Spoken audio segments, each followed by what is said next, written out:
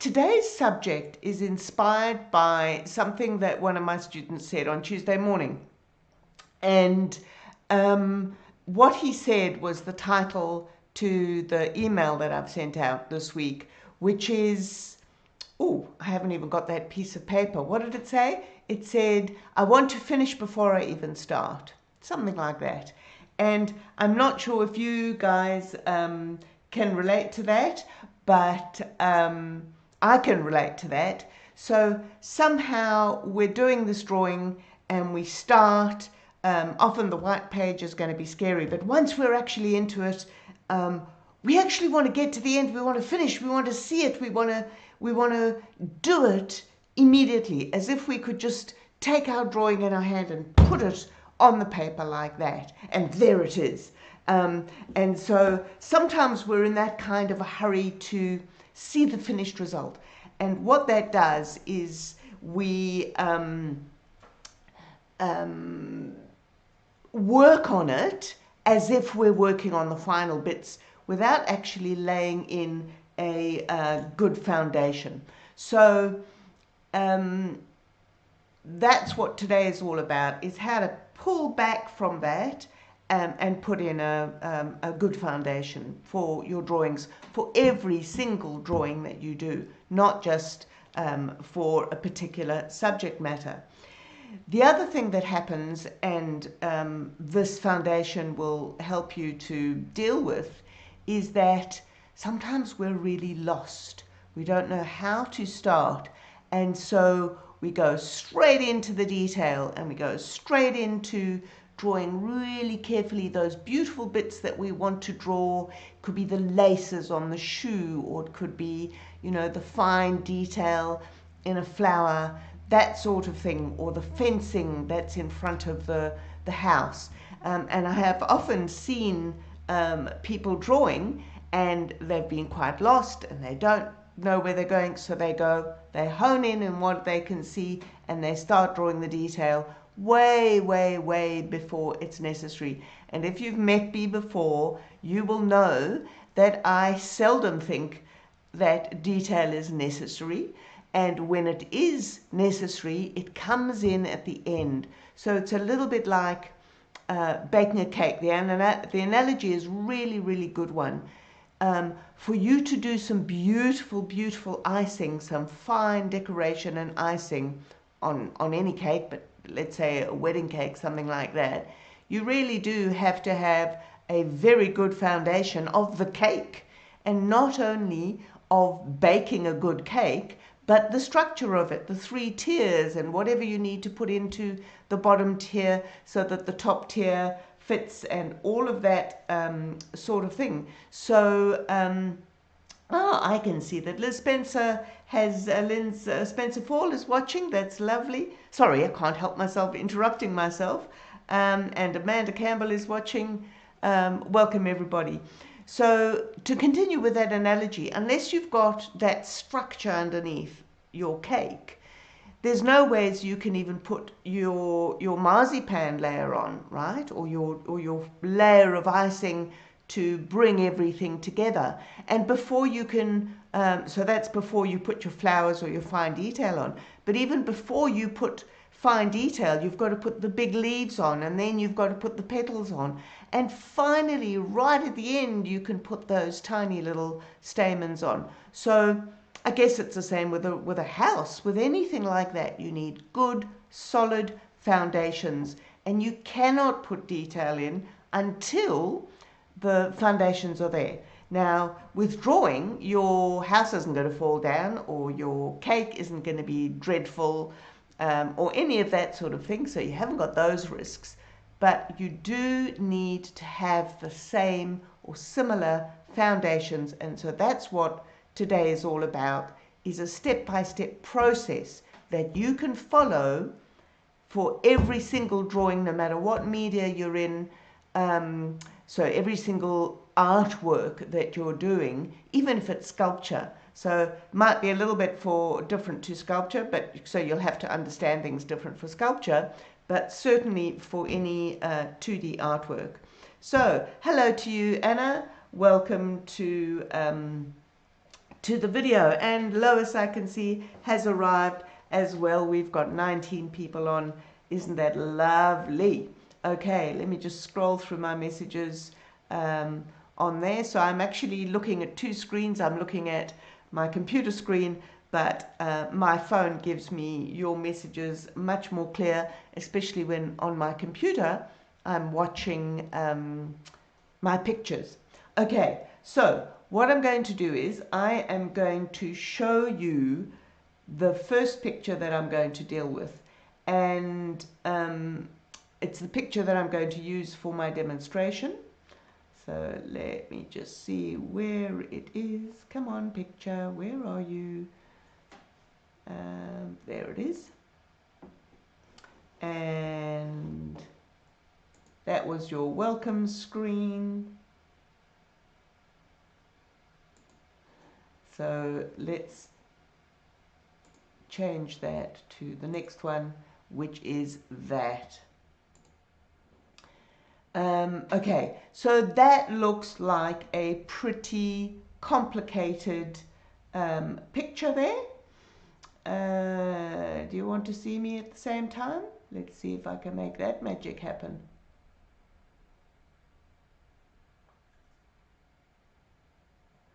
No, I haven't got it set up so that you can see me at the same time as just the picture. You'll see me in a second. So what I'm looking at there, and what you're looking at, can you see my big white cursor? I hope you can. There is lots of busyness. These are Australian native plants. So this one in the back is called a grevillea. Our birds absolutely love it. You can't see any of the flowers.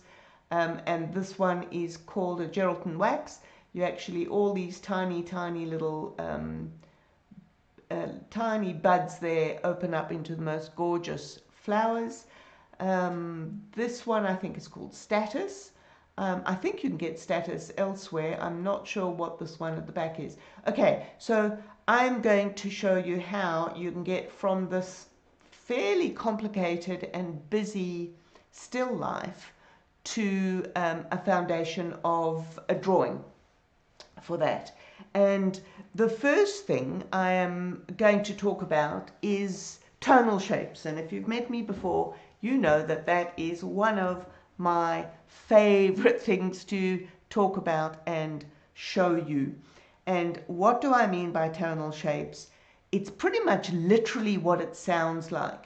So you need to look at whatever you're looking at, whether it's a photograph or if you're out drawing outside on plein air, whatever you're looking at, you need to look for tonal shapes. So you can see there's a very dark, thin little shape at the back of that pot. And this section, excluding these leaves in front, is quite dark. And generally at this stage of the game, I'm half closing my eyes so that I can see where my darkest dark is. Hello Tanya and hello Stacy. Welcome to our video. So when you are looking at shapes of tone, I'm going to ignore all this stuff in the background because it's not relative to what I'm going to be drawing here. So I'm allowed to make decisions. I'm the artist, I'm the drawer, and so are you. You have your artistic license. So these areas here would be your darkest dark areas.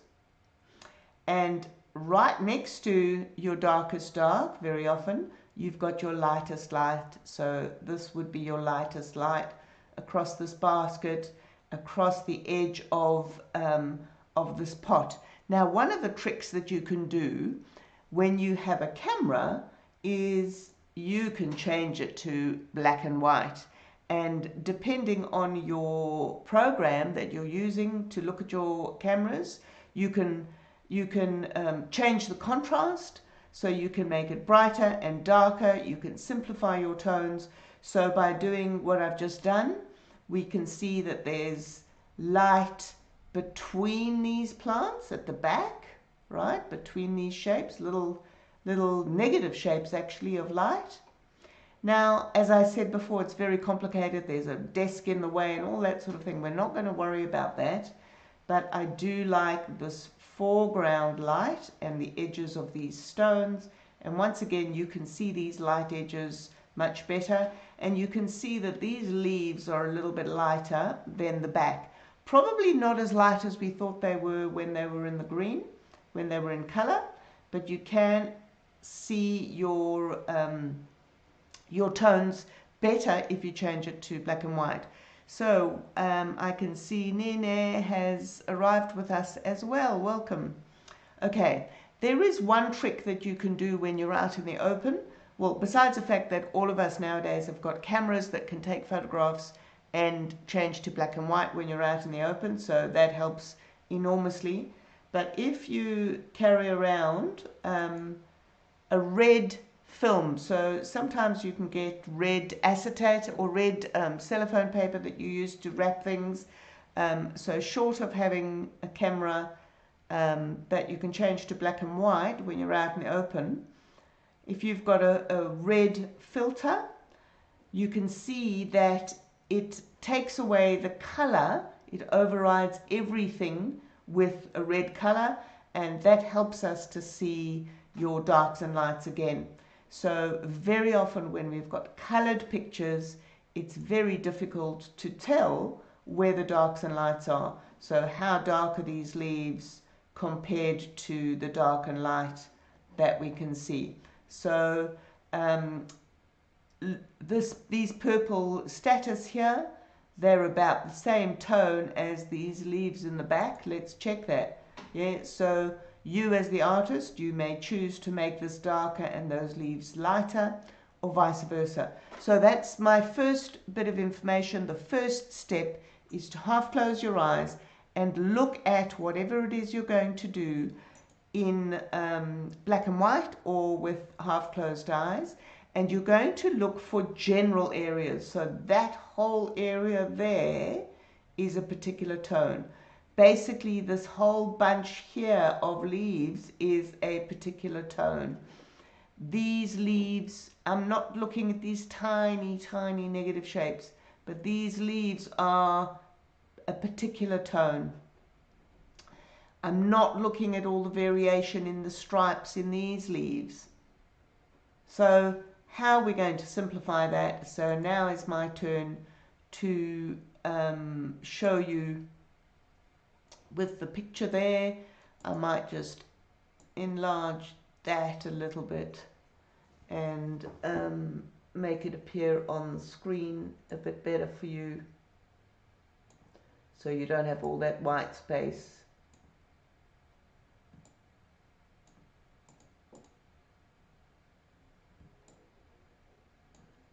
Okay.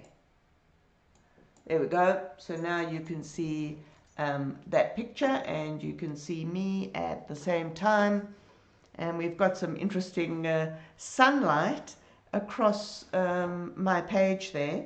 But I'm going to show you how we go about the steps to simplify them. One of my favorite topics is thumbnails. And I'm actually not going to demonstrate a thumbnail today, but I will tell you that depending on how long you've got, if you're doing a big painting or a colored work, you will benefit from doing a thumbnail. And a thumbnail, quite simply, is, let me just move my paper there so that you can see what I'm doing. A thumbnail is a small, tiny version of your picture, and you will put in and work out your basic darks and lights in a picture that's that small, and you will color them in and find out where your darks and lights are, and you will plan your work like that. So we're going to do a version of that, but not as full-blown as a thumbnail exercise. I'll leave that for another time. Okay, so what do you do? If you are drawing a photograph and you want to include all of that photograph in, the work that you're doing here must be the same proportion. So I have a big square area there, but the picture is a vertical portrait kind of proportion. Okay, so I've just drawn that on my page, and that's a more or less, let's see if we can straighten up the camera, that is more or less the same proportion as your photograph. Now, generally, if I were doing this photograph, I would probably turn my book the other way and I would draw a much bigger work, but this is the size that you can see, so that's why I am drawing it that size. And we have got 2 more people that have joined us. Hello, Greg, and hello, Heather. Welcome to our video. Okay. What I'm going to do is hold my pencil way back here so that I can draw very lightly. You can hardly see what I'm drawing there. I am not going to draw with that sort of intensity because I'm going to be plotting and planning where those shapes of the photograph are going to go. Hello, Ken Louis. I'm sorry if I've mispronounced your name. Oh, it's Gideon. And Gerda Weiss for joining us. Hello. I am actually going to now be looking at the big picture on my screen, and I'll see your comments coming up. Okay, so what I need to do is plan. If you go straight in and you start drawing everything individually, you don't know whether it's going to fit all together. So for my plan, and I'm using the proportion of the photograph, so I'm going, okay, is it about halfway? Yes, this pot kind of goes there, and this side of it is probably about halfway. Now, you can hardly see what I'm drawing, and I like it like that in terms of, my Bigsby or whatever thinks I'm talking to it. Shush, you silly person. What a silly... Okay, I'm on an Android phone, and so I haven't got, what's Siri? I haven't got Siri, but it thought I was talking to it, and it came up with all sorts of messages. Okay, so I'm very gently putting in, this part is halfway. I've got all sorts of lines there. I am just planning, and that one's about there, and that's going off. And this one probably could do a bit bigger, and there's another one. These plants are going to be there. Can you see I'm not drawing leaves? I've just put a big blob of leaves there. Gerd has asked, what paper do I use? I use cartridge paper, which is a common drawing paper that you get in pretty much any sketchbook, and it's got a nice grain on it, a nice tooth. But it's pretty bog standard. I don't use anything special, and I am using a 2B pencil, which is my standard pencil, because you can go nice and dark and you can go nice and light. So I don't like changing pencils all the time. Maybe later I will change to a 6B if I need to get very dark. Okay, so I am plotting in where things are going to be. And you can see that I am drawing general shapes. And these leaves I'm just putting in, and the shape of the general plant. I am not drawing big branches or anything like that. I'm establishing my composition. There's a pot that goes behind this, and that's all got all my lovely long stems, and I very much like that they go off the page. So if you've watched my video on negative shape, I think that I mentioned it there, that it is very, very interesting to see negative shapes between the things that you are drawing and the edge. So when you have items that go off the page, you end up with some really interesting negative shapes. So I really like things going right off the edge of the page. Now I am going to choose, I was just about to say to choose to leave out this pot in the background, but let's see if I want it. Maybe it'll show some nice depth with a little plant there. It may work. Yeah, I'm not fussed about that. I think I quite like it. Now, as I said earlier, I don't particularly like that that table edge going at the back there. I don't like the fact that it meets this pot there. So I might draw in a fictitious table edge, and I'm going to draw it as if it's going behind that plant, and it would come out the other side underneath this plant that's going up. So maybe I will put in, now one thing that I've done here that I'm not enjoying is the fact that if that were my table edge, it would match exactly the top of this pot, which is not a very good thing to do unless it disappears right behind. So if I lower it a bit, and I am going to use an eraser for that bit, but you can see that I haven't used an eraser everywhere else. So you can see that I haven't been rubbing out and getting anything perfect. Please, please, please remember that. Hello, Jeanette. I'm pleased that you found us.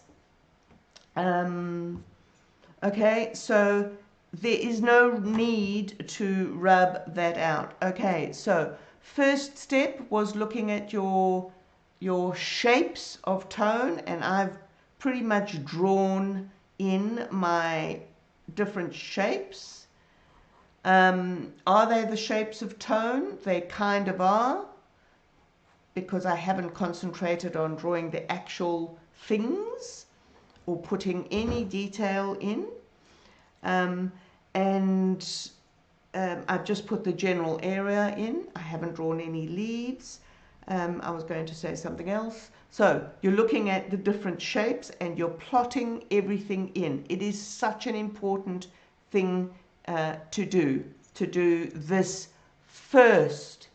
Okay, the next thing you do, actually I'm going to say the next thing that you do not do, which is very, very common practice, everybody, but especially beginner drawers, and I'm going to pull my sketchbook back so that you can see. Let's pretend that's our sketch. The next thing after you've done that is not to come in and put a nice firm line around everything. We do not want to outline, okay? This is a big, big no, because it actually flattens our work. If you are after a design and beautiful colors that you want to do a block print of, or you want your image to actually look like that with strong design, so it'll be this cartoony kind of picture, then do that by all means. But I am talking about demonstrating for a more realistic drawing. So do not outline. Now we're going to come back to those shapes of tone that we were looking at before, and we're literally going to color them in. We might not only color in. Remember when we did mark making, if you haven't seen my mark making video, you can go back and you can find that on YouTube or in the videos on Facebook, and I'll show you the difference between mark making and coloring in what I'm going to do now. So I'm not going to draw all the bits of that basket, for example, because that would make this basket very dark if I put all of those lines in. So what I'm simply going to do is color in. I'm not going to go to tone 5. and I'll give you a quick reminder of what tone 5 is in a sec, that I am creating the form. So form is a three-dimensional image, is showing form. A two-dimensional shape shows a shape. Okay? At the moment, I'm not going to put my darkest dark in because I don't want to go there just yet, although I can lighten it with my kneadable eraser. So I'll remind you of two things. One is my tonal ladder, 1, 2, 3, 4, 5. Usually I do it across like that. Tone 5 is our darkest dark. Tone 3 is our mid-tone. Tone 1 is our white paper. And that's enough. You don't need any more than this for the stage. You will get to different levels of tone when you need to. But for this foundation stage that I'm talking about, that's as many as you need. I said I was going to remind you of something and I can't remember what. Can somebody remind me? Okay, so I am half squinting at that photograph and I am filling in the darks, or the dark mid-tone. I'm kind of filling in the number 4. And as I'm going, I'm working out with my eyes half shut what these tones are. But I'm going to come to these tones in these leaves, and I have decided, because I'm allowed as the artist, as the drawer, I'm actually going to leave some of these tones lighter than they appear. So when I half close my eyes, it goes quite dark in the center there. And these leaves coming out are about a 4-tone, but I am at the moment just going to keep them as 1 because I want to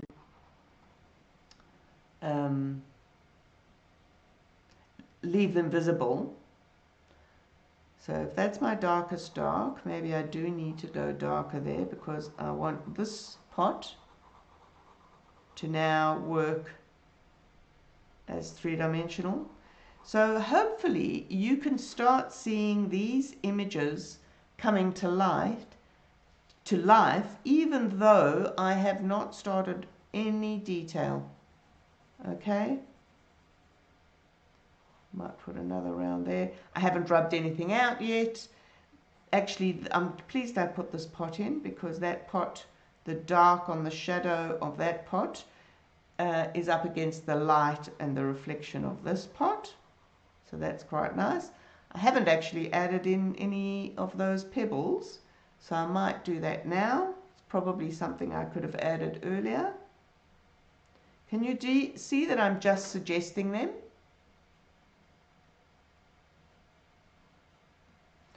So, still haven't put any detail in. These leaves I might just add a little bit more character there.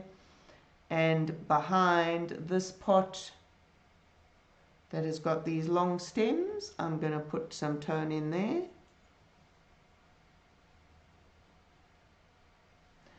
Now, this is these fronds, these frilly little bits, instead of colouring in, I want actually to capture the texture. Can you see how high up I'm holding my pencil still? So I am still filling in an area of tone, a shape of tone, but instead of using this colouring in mark to create that tone, I am using a mark that is similar to the mark of that plant. Okay? This is not detail. This is showing the character of the plant and giving tone at the same time. And in between there is the dark of this pot behind, It's actually going to be quite difficult to put these textures in. So for the moment, this is looking okay.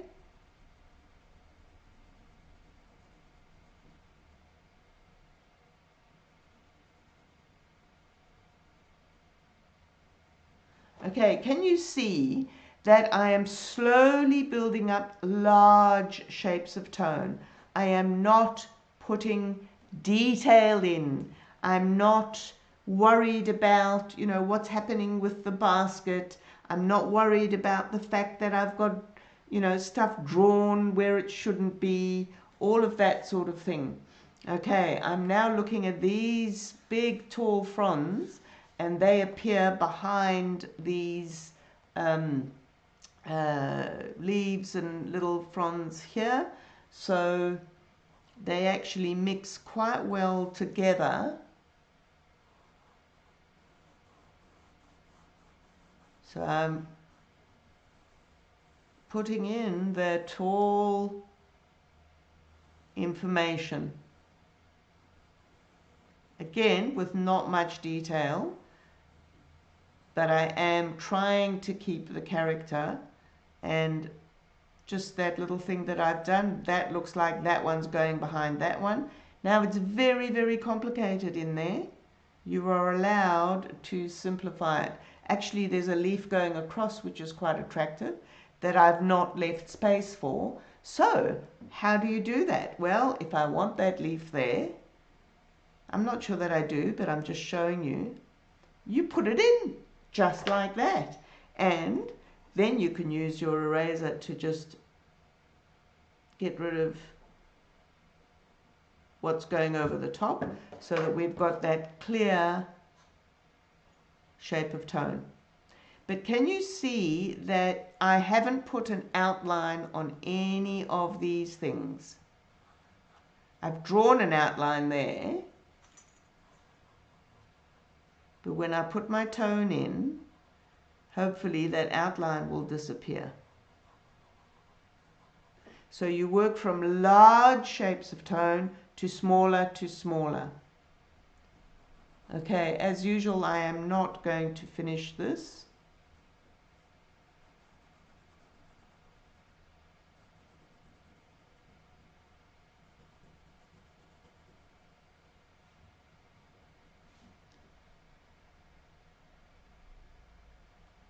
Okay, there's a double-barreled pot there. There's one inside the other. There's one inside the other on this one as well, actually. I haven't been worried about that.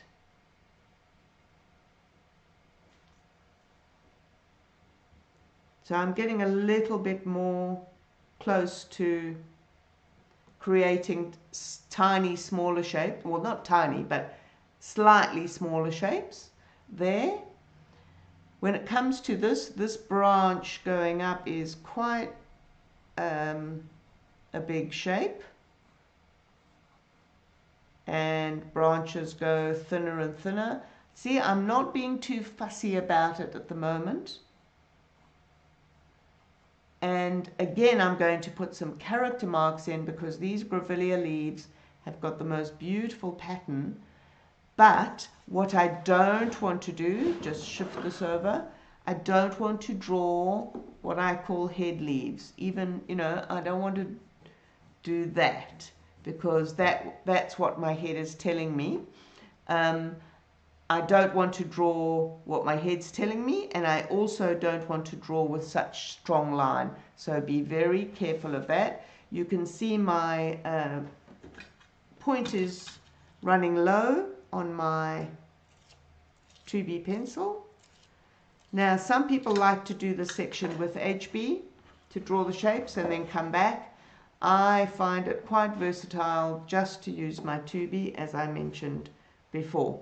So getting back to our grevillea shapes, I'm using a technique called blind contour. I don't think I've done a video on that yet, but I am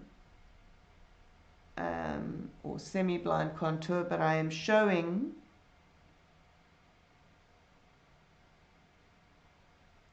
the character of these leaves rather than drawing dedicated leaves. So they're quite spiky. There's lines coming through. This is still not what I consider detail. This is still character of these marks.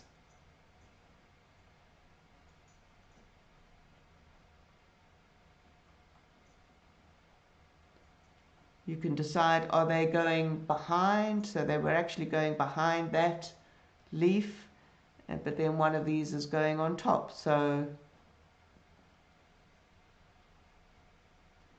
that's the general location of those leaves.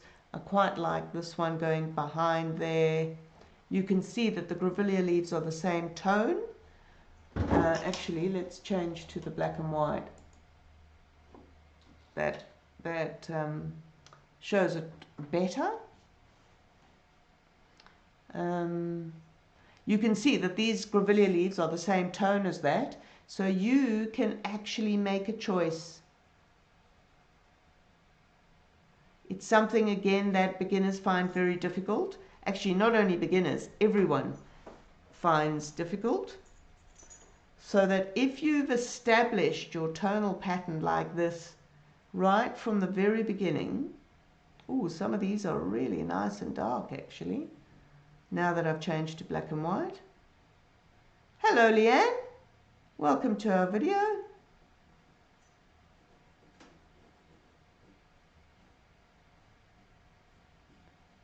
Okay, so hopefully you can see the pattern emerging. I'm actually going to come back to some of my darks now that I'm more familiar with where I want them.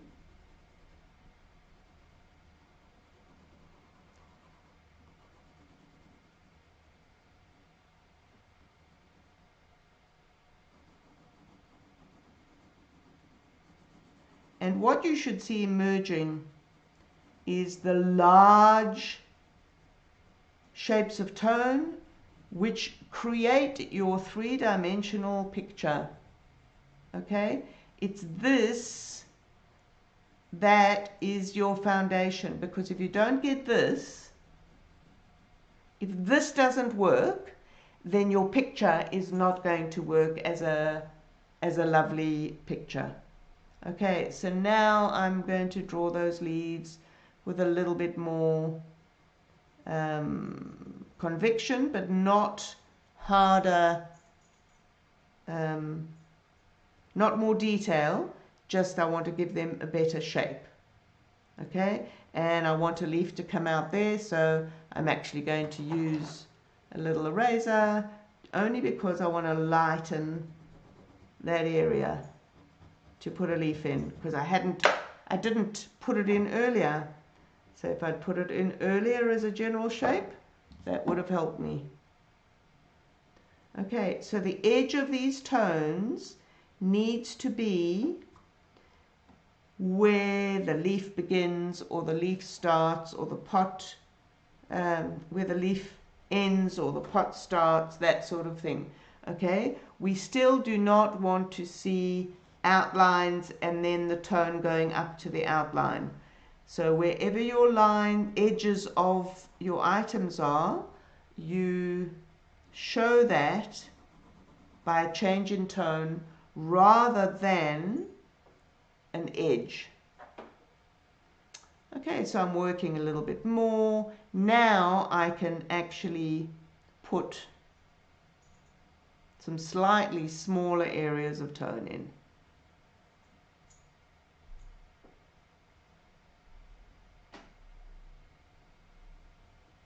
So even if I drew a line to give me the edge of my tone, but now I'm actually shading it in. And as you put, hello, I'm getting a lick. As you put your tone on, everything starts coming together. Now I know there's a tiny white tip of that leaf, and there's a tiny white tip of that leaf there. That is absolute detail. If you like it, then you need to leave it out because it's going to be very, very difficult to draw. Or you're going to very carefully come up to the edge and have that light showing something like that. And the light will show if there's a strong dark next to it. I don't think I've done it justice. That's not, I usually ignore those tiny, tiny areas. Let's see if I can get it in for you. I think my kneadable eraser might be the go for this.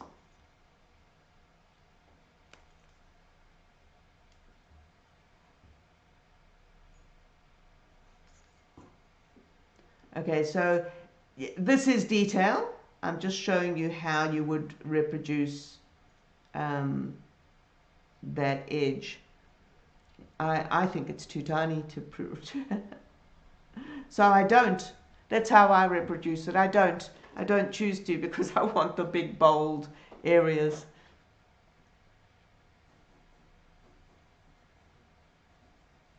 So I'm going to slightly smaller areas of tone now as I work back into this.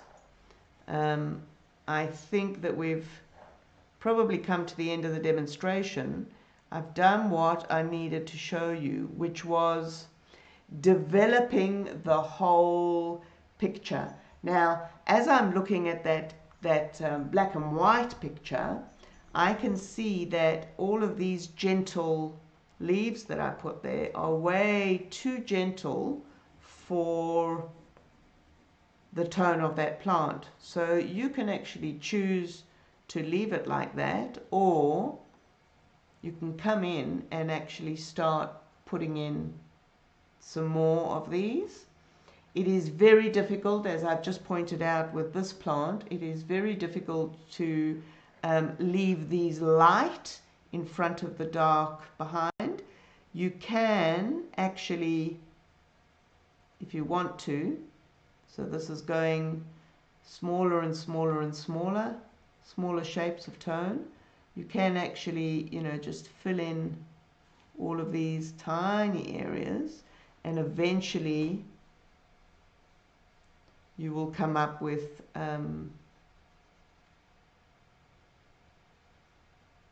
these tiny spikes.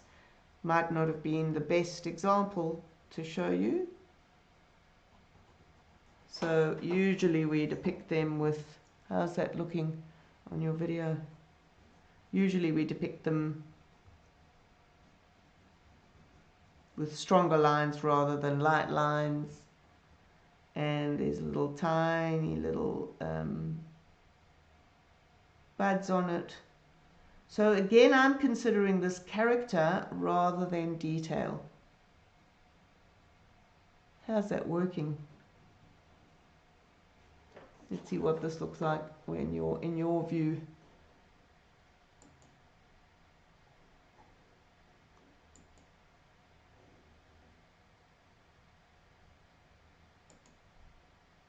Oh, not too bad, good. Okay, so again, this is about character. Drawing individual buds would be laborious like that. We don't want to do that, okay? Maybe right at the end, oh, I think there's a bit of a glare off there. Maybe right at the end, we will come back in and go, you know what? I think I want to firm up these and put some dark around them. I don't even think that's necessary. It's not my style. It might be your style, and you're welcome. So this isn't about what's wrong or right, a right way to do it.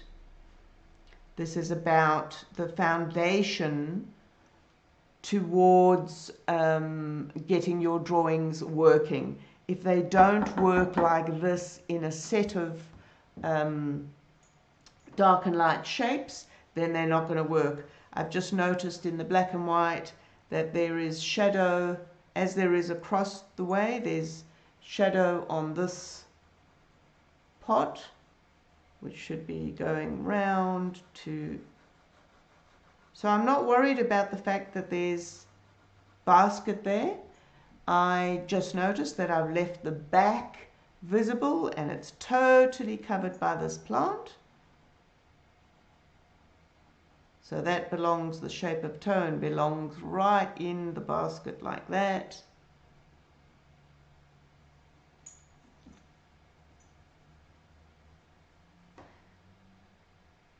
There's a shadow of one of these leaves on there too. It's a bit, don't know if it's really necessary. That's, everybody goes zoom into things like that. And I had to stop myself, because when you see tiny things like that, often, especially if you haven't planned this out, often you see a shadow like that on the basket and you go, ooh, there's a big shadow there. And you go, oh, let's colour in that big shadow, you know, all strong like that. So be careful. You need to go, how dark is this compared with the darks that you've been putting in? So now I'm going to go back and I'm going to literally colour in these grevilleas that I've drawn. Okay, if you want them to have nice edges, we can come in and start actually giving them a little bit more detail so that it's not quite as loose as the character marks.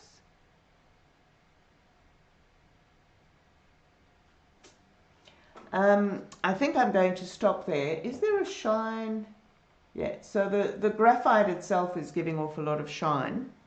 Can we move that to improve your shine? What happens if I switch it off? Yeah? Whoops. Okay, that's probably more helpful. So that just gives you the step-by-step to planning your drawing. Okay, half close your eyes. Change your photograph to black and white. You can even change the contrast to darker and lighter in your photograph program, on your camera, on your phone. Lots of them do that, so that you've already got a hint of how to get going on this. You've got a hint about how I'm going to tackle this. Then loosely draw very simple, large shapes onto your page. And then color in these tones. So if you have got something that's full of character that you don't want to color in, then put it in with mark making. You know, look at the character of what you're drawing and put the character in, and that becomes your shape of tone. And then build that up slowly but surely, going from your mid-tone into darker darks where you need it.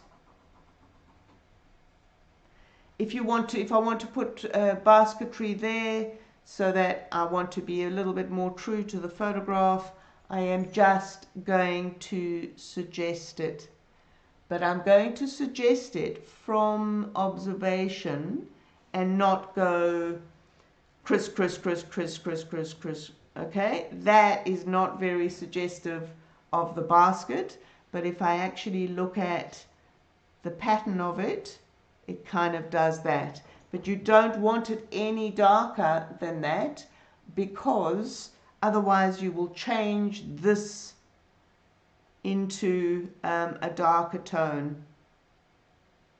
So I am suggesting some pattern there, and in fact if I suggest it in on the dark side, that's much more helpful, because that's already dark. I don't need to keep it light. So I should go back to my bigger picture so that I can see it. And actually Now that I'm looking at my bigger picture, all I can really see are these edges here that are quite dark.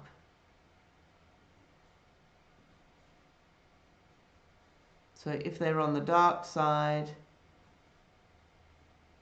that's lovely. Don't put them all in on the light side, otherwise you'll change the light. Well, ladies and gentlemen, I think that is my demonstration done for you.